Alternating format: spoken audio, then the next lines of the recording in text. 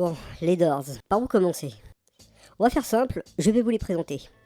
Alors au clavier nous avons Ray Manzarek, né le 12 février 1939 à Chicago, où il passera son enfance puis partira étudier en Californie. Ensuite on a Robbie Krieger, le guitariste du groupe, né le 8 janvier 1946 à Los Angeles en Californie. Et c'est bien sûr le genou de la bande, c'est le Jones. Ensuite on a John Densmore à la batterie, né le 1er septembre 1944 dans le Maine, état qui se situe à l'autre bout des États-Unis, près du Québec, terre des caribous et Picetto. Et pour finir, on a le fameux, la légende, l'immensément talentueux Jim Morrison au chant. Pour faire bref, car on va se concentrer uniquement sur le groupe, Jim est né le 8 décembre 1943 à Melbourne, en Floride, pas au pays des kangourous, mais des crocodiles, bien qu'il y ait des crocodiles en Australie aussi. Pour faire le topo, Jim est un enfant instable, voire décalé, et son père est officier. Vous voyez un peu le mélange là. Et après plusieurs déménagements et un accident dont il fut témoin visuel, Jim étudiera en Californie. Voilà. Donc tout ce beau petit monde se retrouve en Californie, car c'est tellement mieux que l'Alabama.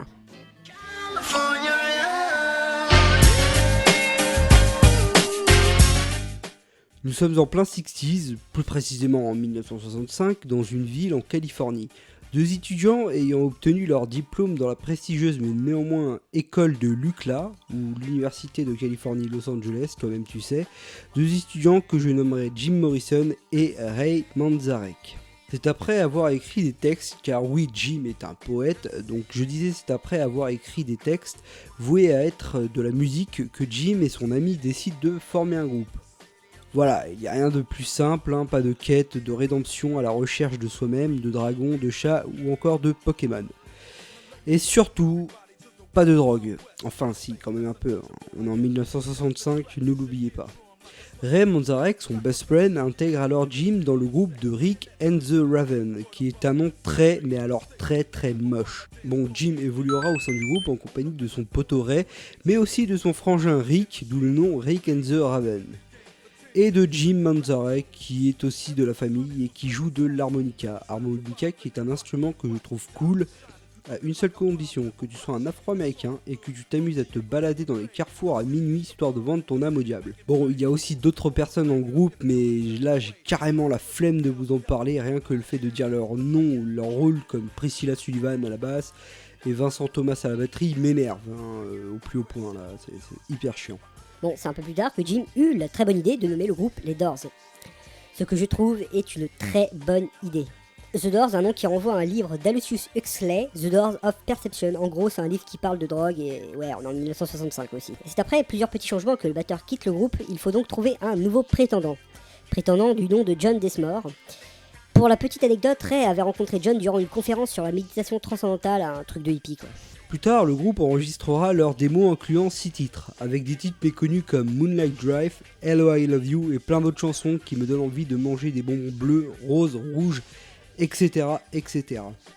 Enfin oui, je dis méconnus, c'est de l'ironie bien sûr. Étant donné que Jim tenait, on peut le dire, les rênes, les deux frères de Ray se cassent, et oui, la direction artistique ne leur convenait pas. C'est bien con. Et c'est en septembre 1965 que le guitariste Robbie intègre le groupe. Donc nous y sommes, on a le groupe au complet avec le fameux guitariste qui écrira leur plus gros succès comme Light My Fire. Mais la bassiste se tire à son tour, c'est pas grave, puisque Ray découvre le fameux clavier Bass Fender Rhodes avec un son pouvant remplacer la basse. Donc là tout est bon, et effectivement, puisqu'en octobre 1965 le groupe signe un contrat chez Columbia.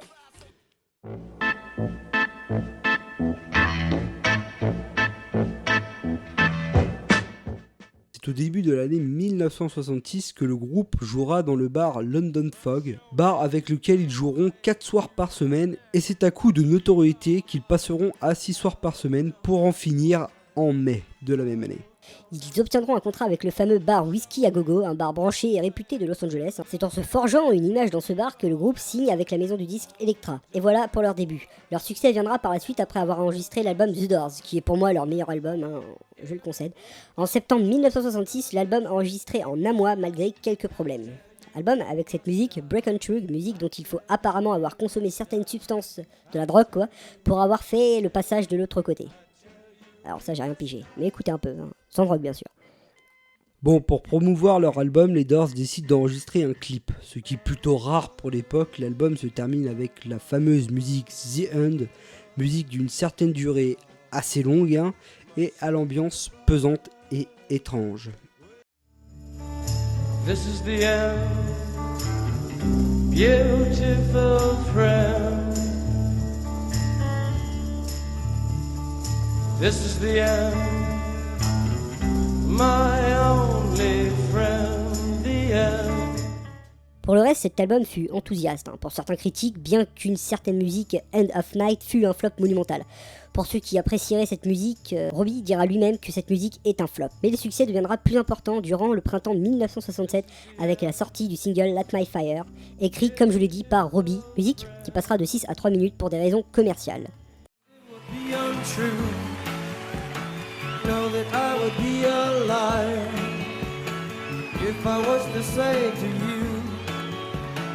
Girl, we couldn't get much higher. Come on, baby, light my fire. Come on, baby, light my fire. Try to set the night on fire. Time to hesitate. Toujours en 1967, le groupe se produira dans l'émission Ed Sullivan Show.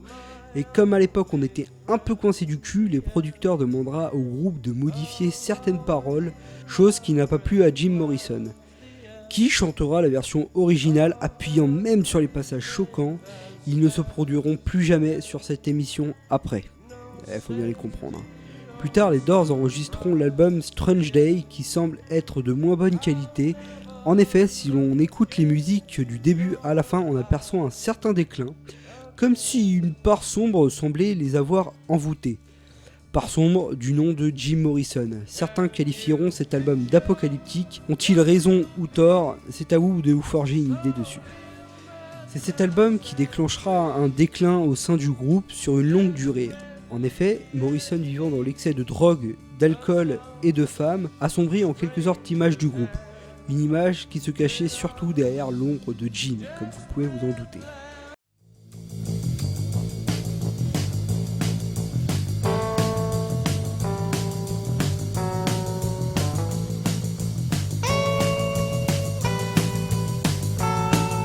Après avoir enchaîné concerts et albums et surtout extravagance que le groupe fut quasiment éteint. Suite à un incident entre Jim et un policier durant un concert à Miami, un incident qui les privera de concert pour vous dire. C'est en 1969 que le groupe semblait être de retour avec un nouveau Jim. Après avoir donné leur meilleur d'eux à la télévision, le groupe jouera au festival rock à Toronto, croisant par la même occasion Chuck Berry, Eric Clapton, Alice Cooper, John Lennon et bien d'autres. Après avoir enregistré un album du nom de Morrison Hotel, album qui reçut l'éloge des critiques, le qualifiant même de retour des Doors. Après avoir fait une nouvelle tournée et avoir enregistré un album live, le groupe s'éteindra suite à la mort du chanteur. Leur dernier concert fut le 12 décembre à la Nouvelle-Orléans. Et voilà, que dire de plus? Un groupe éclair, il durera moins d'une décennie, mais pourtant, malgré le peu d'années d'activité, le groupe est toujours connu, que ce soit pour ses musiques ou bien l'excentricité de Jim Morrison. Ce groupe montre pour moi que la bonne musique existe. S'il faut fouiller dans le passé pour la trouver, je préfère ne pas être au courant de ce qui se fait de nos jours. Voilà. Bon, maintenant passons à quelques anecdotes qui sont peut-être vraies ou peut-être fausses.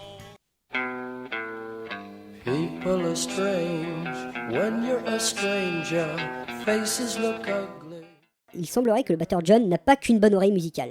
Il aurait une très bonne vue. Une vue qui lui permit de découvrir que le disque d'or que le groupe avait reçu pour le titre Waiting for the Sun ne serait pas le leur. Et c'est après avoir écouté ce fameux disque que le batteur avait vraisemblablement raison. En 1969, Jim Morrison fut accusé d'avoir baissé son pantalon pendant un concert, puis mimé une fellation, acte qui lui avait valu d'être condamné à 6 mois de prison pour exhibition. On sait que Jim fréquentait le gratin du rock. Ce que l'on sait moins, c'est qu'il était très ami avec Denny, Varda et Truffaut, ainsi que de nombreux autres réalisateurs. Et étant un vrai passionné de cinéma, on peut le voir dans le film Peau d'âne de Demy. Je parle pas de bière, Et pour ma part, je trouve que le film The Doors est pas si mal malgré de grosses incohérences, surtout sur le début du groupe. Et pour finir, on peut retrouver leur musique dans des films comme Apocalypse Now ou encore Forrest Gump, films qui misent surtout sur le thème de la guerre, mais aussi dans le film Délivre-nous du mal, Le dernier pub avant la fin du monde, Voisin du troisième type. Et on peut les voir aussi dans des jeux vidéo tels que GTA 4, The Lost of the Damned, Guitar Hero World Tour, Need for Speed Underground 2, la version remixée avec Snoop Dogg qui n'est pas désagréable, dans Tony Hawk's, dans Spec Ops The Line, et la liste est encore longue. Donc voilà, le groupe est encore en vie, et ça fait plaisir. Un peu comme les Clash, mais ça j'en parlerai une prochaine fois.